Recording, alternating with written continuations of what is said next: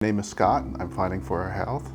My son developed a brain abscess when he was 2 years old, and it wasn't diagnosed correctly, which led to him coming up with brain damage, and we ended up in the hospital with him for 5 to 6 months.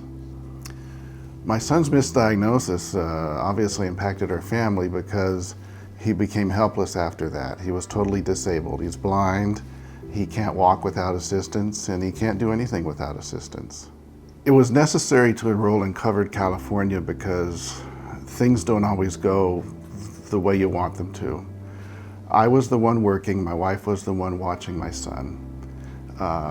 She suddenly passed away in December 2015. There were obviously difficult things that had to be done. I had to be the caretaker for my son from now on, which of course made it impossible to work.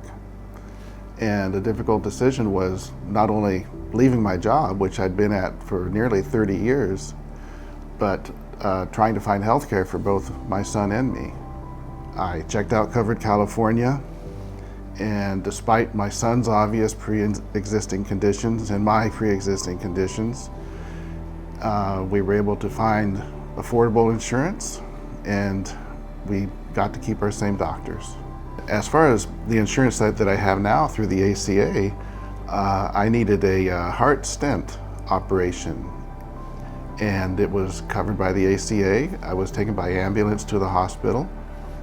There was a low co-payment, and the bill for it would have been over $100,000, and it helped to have health insurance. The main thing that the Affordable Care Act did for my son and I is that it brought me peace of mind, knowing that no matter what your medical condition might be, is that you have insurance and you can see a doctor and you can go to the hospital.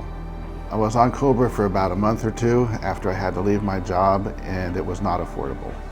For the Affordable Care Act, we pay about $700 a month, which is half of what the COBRA was.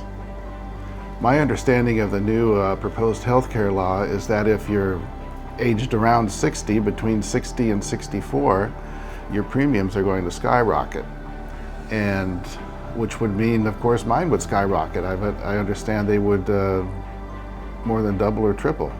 Well, obviously I'm worried about an ACA repeal, because if my son and I didn't have coverage through the Affordable Care Act, I don't know how we would obtain health care, because we both have pre-existing conditions and nobody would insure us.